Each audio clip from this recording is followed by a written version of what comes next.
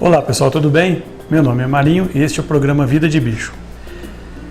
Neste programa a gente vai fazer um bate-papo mais específico com relação ao coronavírus.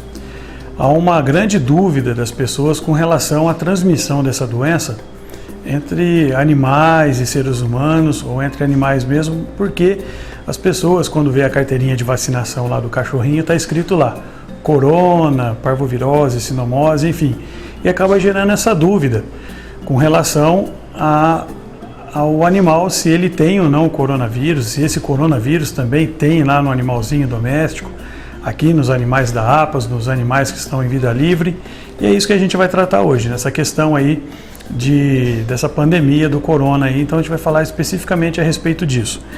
A APAS recebeu recentemente um comunicado da Secretaria de Meio Ambiente do Estado, do Departamento de Fauna, colocando aqui através do decreto 64881/2020 a APAS como instituição essencial para a manutenção da vida, no caso, a vida dos animais. Então o serviço da APAS é considerado essencial em todo o território nacional. Então, com isso, a gente criou algumas restrições com relação à visitação, ao período máximo de permanência aqui na APAS das pessoas que vêm trazer os animais, no caso as polícias ambientais, os órgãos de fiscalização. Então nós criamos uma regra aí no tempo máximo de 15 minutos, seguindo aquela questão do álcool, a questão da máscara, da luva e tal, para ter pouca movimentação de pessoas e também das pessoas, no caso dos profissionais que vêm trazer os animais aqui. Bom, com relação ao coronavírus, a grande dúvida é o seguinte: esse coronavírus é o mesmo coronavírus, é o mesmo vírus do grupo dos coronas que tem no cachorro e que também é do ser humano? Não. Segundo as orientações, não só aí dos acadêmicos, dos cientistas, dos biologistas e dos veterinários, inclusive o nosso aqui, a orientação é a seguinte: esse vírus não é o mesmo vírus que ataca alguns animais, no caso o cachorro, né? Cachorro doméstico, cachorro silvestre, no caso aí o graxaim, o lobo-guará pode acontecer também, os canídeos em geral, né? Que adquirem esses animais, às vezes em vida livre, por causa de contato, às vezes com animal doméstico, ou às vezes porque eles desenvolvem mesmo que no lugar onde eles estão, acaba se contaminando com esses vírus. Ele não é uma outra categoria de vírus, que é chamada dos coronas, ou seja, os vírus entéricos. Geralmente eles atacam ali em algumas partes dos organismos desses animais, na parte enteral, né? No caso do corona, esse corona que está não só disseminando aqui no Brasil, mas em outras partes do mundo, é uma outra categoria de vírus. É o vírus respiratório, é um corona também, modificado de uma outra categoria, que pertencente a um grupo próximo, mas eles atacam a parte respiratória. Como a gente está vendo aí, é altamente contagioso, né? Transmite ele, às vezes, pela proximidade da pessoa infectada, pelo ar, por superfícies. Então.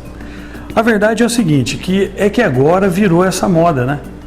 No momento é tudo que se fala a respeito desses vírus, principalmente aí o coronavírus. E aí, no caso, vírus respiratório aqui no Brasil, o H1N1, né? E aqueles outros que produzem diversos tipos aí de vírus que provocam pneumonia também em seres humanos. Mas como agora é o que mais está sendo falado, então é a grande dúvida. Mas o fato é de que os vírus, eles são circulantes. Vírus, fungos, bactérias, eles estão aí no dia a dia, no meio ambiente, e a gente tem contato com ele todos os dias, né?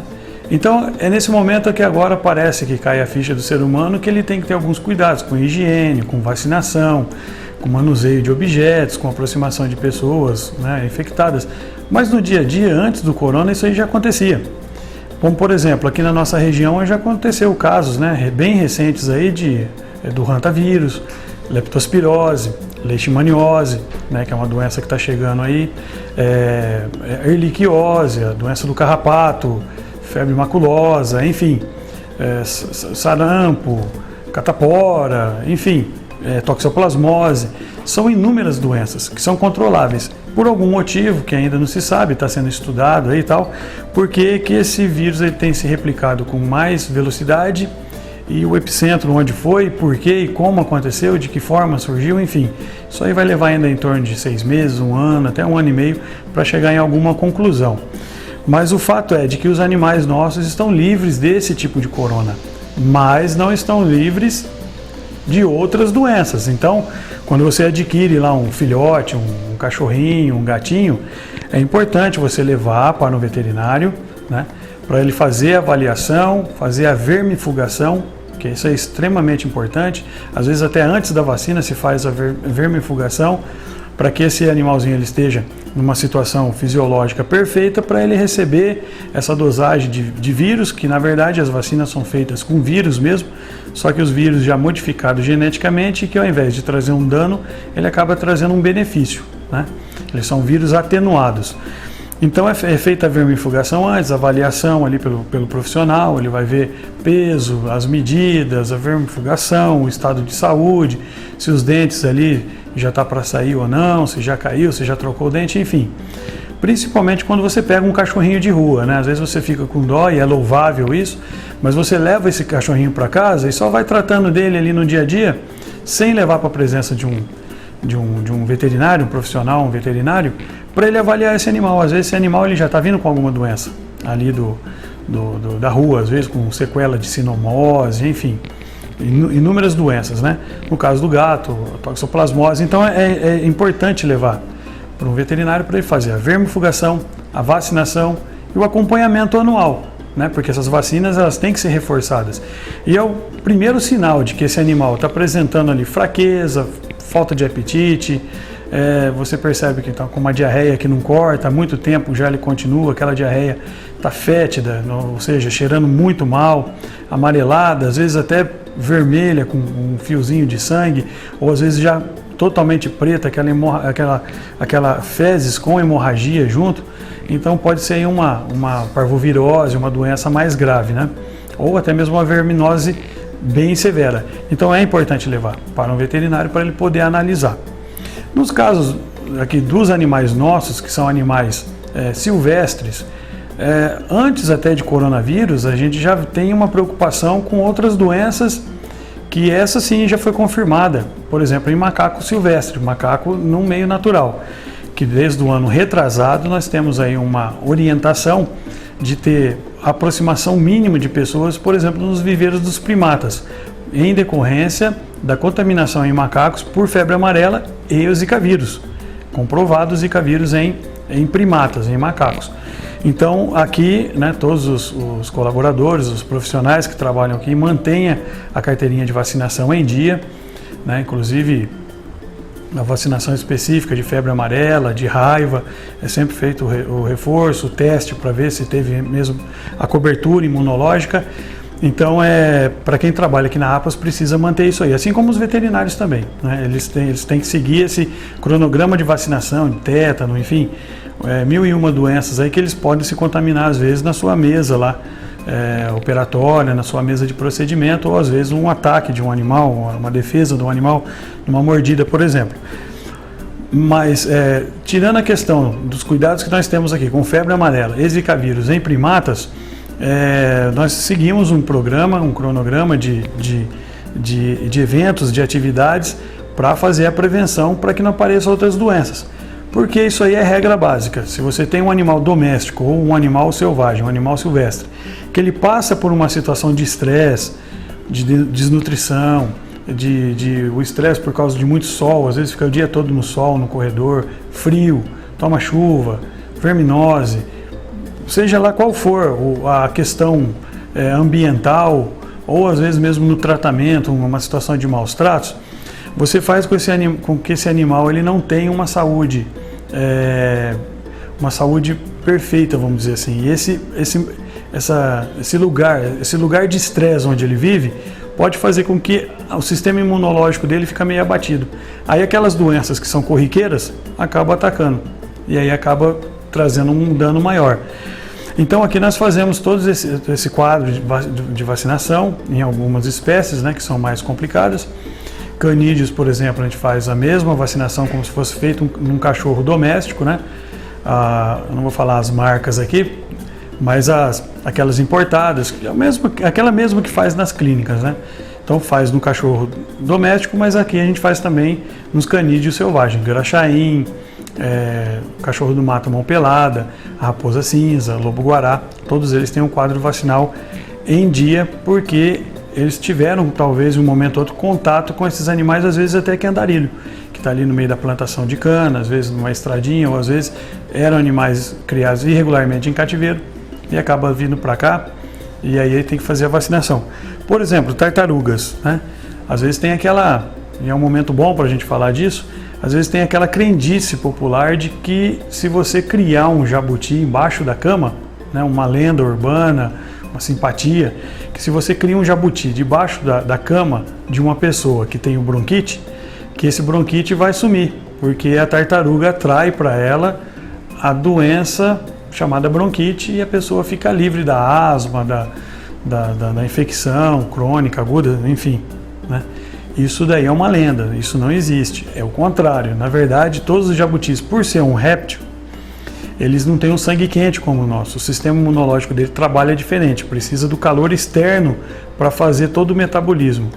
Então, no período mais de frio, né, que é agora a partir do final de abril até o meio de agosto, que cai a temperatura, se a pessoa tem um jabuti e não fornece calor para ele, começa a aparecer um número grande de salmonelose.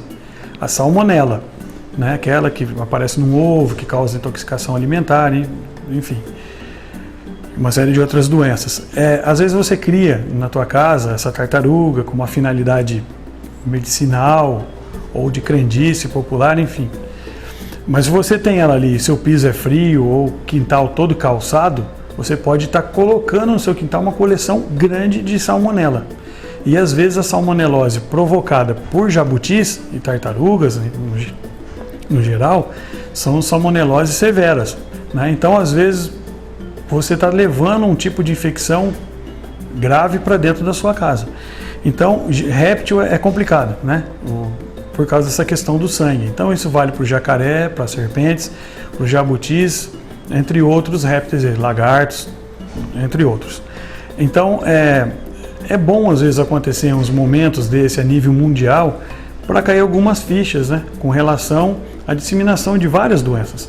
Não é só o corona, existem outros, né, como na África tem o ébola, já passando pela gripe suína, suína africana, a vaca louca, enfim, o botulismo, né? E às vezes é interessante passar por uma situação dessa para a gente acordar, não só para o cuidado de higiene pessoal nosso, mas também aquele alerta para quem tem às vezes um animal silvestre em casa, né, que não tem nenhum tipo de vacinação, de controle, de vermifugação, ou às vezes um doméstico, que também não tem esse cuidado médico, e aí alguns casos também, que são aquelas pessoas que vão no mato para caçar e se alimentar dessa carne. A gente nunca pode esquecer que tanto o veado, o cervo em geral, o jacaré, como ontem recebemos um jacaré vítima, né, de caça, até ele está reagindo bem, metendo uma fisga nas costas dele, atravessou até o pulmão, e o outro jacaré já estava morto, o maior. A pessoa ia comer o jacaré, e jacaré a gente não pode esquecer do que é que o jacaré se alimenta, geralmente de carniça. E isso entra no organismo dele, fica ali durante um mês, até aquela carniça se dissolver, ele vai apodrecendo ali. E aquelas bactérias que tinha naquele cadáver, acaba contaminando ali a carne, o estômago. Então, uma dessas aí a pessoa se contamina por algumas doenças, como a hepatite, que é a coisa mais simples que tem, né? Geralmente, riozinho aí, próximo a algumas cidades que não tem um tratamento adequado de esgoto, capivara se alimenta da taboa, do aguapé, fica ali nas margens, entra às vezes na própria lagoa de tratamento de esgoto, como já aconteceu numa cidade aqui próxima, e a pessoa abate aquele bicho e se alimenta da carne, e sem saber que às vezes pode estar se contaminando também com aquilo. Então aquela linguicinha, né, de carne de capivara, a famosa linguicinha mista, cuidado com isso aí. A farofinha de tatu, né, o tatu, alguns têm hanseníase, a doença de Hansen. E frequentar também, como um amigo meu recentemente, agora semana retrasada, está se recuperando de uma das doenças. Uma detectada é a toxoplasmose. Agora o restante ainda está aguardando o resultado. que não é uma doença grave, até porque ele já se restabeleceu a saúde dele, mas porque ele tem ido pescar em alguns lugares e ter contato com brejo, com lagoa, com pernilongo, com insetos hematófagos, né, que se alimentam de sangue. Então esses redutos que são para os animais, esse meio selvagem, às vezes pode ser perigoso. Então a gente vê uma grande quantidade de pessoas se contaminando com febre maculosa, a doença do carrapato, que geralmente está próxima ali aos rios, né? A bacia do Capivara tem alguns lugares com situação complicada. Então nesse momento é bom a gente fazer aquilo que o Ministério da Saúde está pedindo, a Organização Mundial de Saúde está fazendo, que é manter em casa para não ter contato com outras pessoas, para não nem receber o vírus e nem transmitir o vírus, por enquanto. Não se tem muita coisa ainda para se falar, né? As coisas, os dados são meio aéreo, chegando de pouquinho. A questão mais científica vai ser depois de um certo tempo. A comunidade científica está trabalhando para isso aí, para chegar numa conclusão e ver o que é que pode ser feito. Vacinas aí estão sendo estudadas, tratamentos estão sendo estudados. Então, nesse momento, o ideal é a gente ficar em casa. Então, mantenha lá seu pet, né? Mantenha seus animaizinhos em casa também, para ele não se contaminar, não só com vírus corriqueiro, mas mantenha a vacinação em dia. Ao sinal de qualquer problema com o seu animal, você conhece ele perfeitamente, você sabe o dia que ele está bom ou o dia que ele não está. Leva ele num profissional, somente um veterinário que vai poder te dar um diagnóstico correto, com exame laboratorial, os medicamentos corretos, né? E o acompanhamento diário e até anual desse animalzinho, né? Enquanto ele estiver envelhecendo. Nunca se esquecendo que a cada 1 ano de um cachorro, de um ano para o outro, ele envelhece na proporção do ser humano 8 anos. É como, né? Então um cachorrinho aí de 8 anos, ele tem a média aí entre, dependendo do tamanho do bichinho, de 80 a 100 anos. Então, à medida, cada ano que passa, é como se ele adquirisse 8 anos a mais, né, em relação ao ser humano. Então, se você tem um cachorrinho aí de 10 anos, ele já é velho. Então, você não pode facilitar com ele. O sistema dele, já fisiológico, já é bem debilitado, porque ele já é um ancião. Então, mantenha-se em casa, né? Todos os procedimentos de asepsia, de limpeza, desinfecção do ambiente, mantenha o ambiente arejado, tenha consciência, né, de que se você tiver aí um problema respiratório, para não sair para a rua aí, para talvez contaminar, porque às vezes não é, né, e espero que não seja mesmo, e que nunca seja o coronavírus, o Covid-19, mas se for uma outra gripe corriqueira, e você começar a passar mal e tiver dor no pulmão, de repente, por uma outra gripe forte, de um jeito ou de outro você vai ter que procurar o sistema de saúde para confirmar se é e se não é. E aí você tem que sair na rua. E aí vai transmitindo ou recebendo de outras pessoas. Então é importante se manter, no momento, em casa, né? E seguindo os procedimentos aí.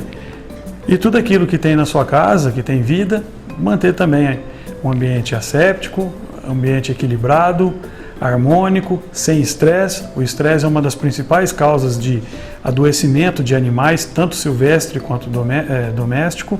Mantenha um ambiente limpo, um ambiente saudável, um ambiente feliz, principalmente porque eles dependem somente de você. Independente se é silvestre ou doméstico, ele só depende de você. E agora a gente vai aguardar para ver o que vai dar, mas eu tenho certeza de que a coisa vai melhorar. Já enfrentamos vírus piores, né? Se a gente vê o ébola, por exemplo, o ébola é infinitas vezes pior do que esse, mas é bom, só que a disseminação desse é mais rápida, né? E atinge mais países. O ébola era só concentrado ali na África. Enfim, mas o interessante é isso aí. É bom esse momento para a gente acordar para essa questão aí viral e manter seus animais em lugar seguro e a sua família também em local seguro. Então, pessoal, esse foi o assunto de hoje. Muito importante, né? E vamos ficar alerta aí. Em pouco tempo tudo isso vai passar. Esclarecendo mais uma vez que a APAS está em pleno funcionamento, não paramos atividades de segunda a segunda. E só para esclarecer uma coisa, já em dias normais, sem essa questão de disseminação de vírus, enfim, a APAS não tem visitação, né? A categoria nossa não é para zoológico. O único local que pode ter visitação é zoológico. A APAS é um centro de reabilitação e centro de triagem de animais silvestres. Então a visitação é somente para os colaboradores, para manter esse animal vivo e treinar ele para a soltura. Se tiver visitação, não é só questão de doença ou de incomodar o comportamento do animal, não. É que o pior disso tudo é que esse animal ele vai acostumar com a presença de pessoas, de seres humanos. E eles vão chegar a um ponto que eles vão perceber que o ser humano não é sinônimo de risco. Se você soltar ele no mato, ele vê um ser humano, ele não vai correr. Ele vai em direção porque ele associa o ser humano a proteção, comida, carinho, tudo mais. Então o pessoal tem ligado pra gente, é da APAS, estou com as crianças aqui em casa, estão sem aula, o que eu faço? Posso ir aí? Como é que eu faço para agendar, para marcar uma visita? A criançada da minha escola, sou professor, como aconteceu ontem, sou professor, eu queria levar os alunos porque estão ansiosos. Não, esse momento é o momento de ficar em casa. E mesmo, né, se não fosse essa questão, a APAS ela não recebe visitação aberta, já exatamente porque esses animais eles vão voltar para a natureza, eles estão sendo treinados para isso. A APAS tem uma ideia de futuramente montar esse lugar de visitação. Mas, se você tiver alguma dúvida, quiser entrar em contato com a gente, liga esses telefones e aí a gente esclarece, na medida do possível, a dúvida que você tem com relação à fauna. Se você tem um animal silvestre em casa e não quer mais esse animal, faça uma entrega voluntária na Polícia Ambiental, na sua região, se você tiver IBAMA, Secretaria do Meio Ambiente do seu município, faz essa entrega voluntária, não gera multa, mesmo na Polícia Ambiental ou IBAMA não gera multa, é uma anistia chamada entrega voluntária. Eles recebem esses animais, faz a documentação e já encaminha para a gente começar esse trabalho para ou devolvê-lo para a natureza ou ele permanecer no trabalho de conservação de espécies, mantendo eles com os mesmos da espécie dele, que é para isso que ele nasceu, para viver com os mesmos da espécie. Não esquecendo daquele nosso lema, que para um papagaio te dar o pé, outros 50 deram a vida. Não se esquecendo, pessoal, muito importante, fiquem em casa. E aproveitando que você está em casa, assista o programa Vida de Bicho. Até o próximo programa.